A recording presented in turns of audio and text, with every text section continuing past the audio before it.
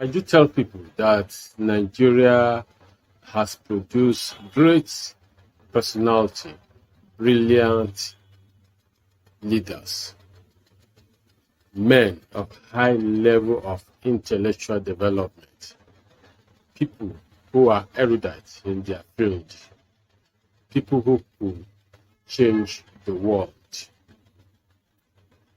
And these leaders are produced from generation to generation. But their greatness are sacrificed on the altar of corruption, bribery, and sentiments.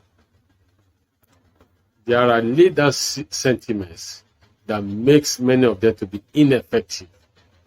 There are systems that makes them also to be drafted into the corrupt system. And over time, their strength, their capacity are diluted until they cannot make great impact. When you look at some of these leaders, who I will not mention, you will realize that before they become leaders, such as president, governors, senators, you see that they have delivered great impact in their chosen field.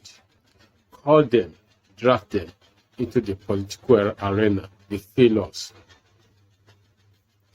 Until leaders are able to extricate themselves, pull themselves out of the control or the web of corruption, they will never deliver. Recently, we have a presidential aspirant who has great pedigree of success.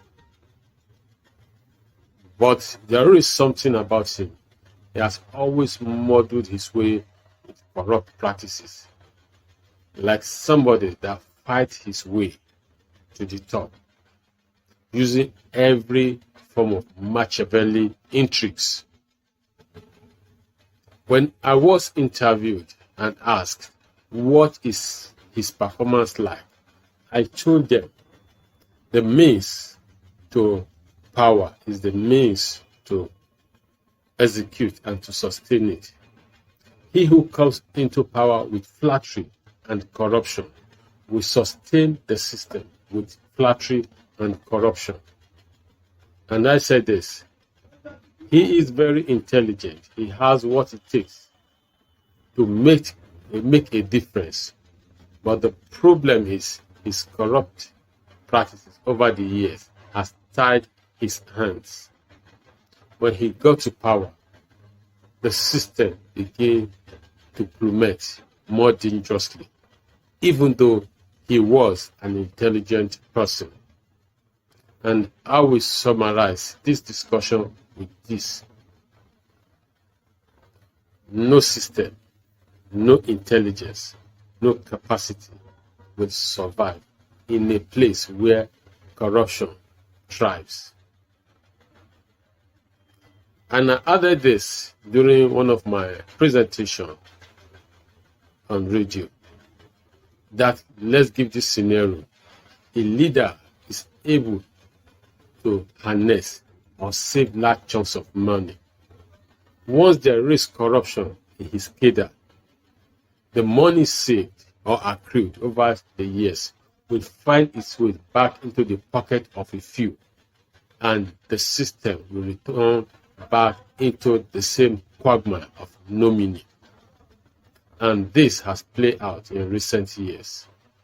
When next we want to look for leaders for our country, let's help the leader to rise through a system that is not plunged into corruption, not a system that brings about wrong compromises.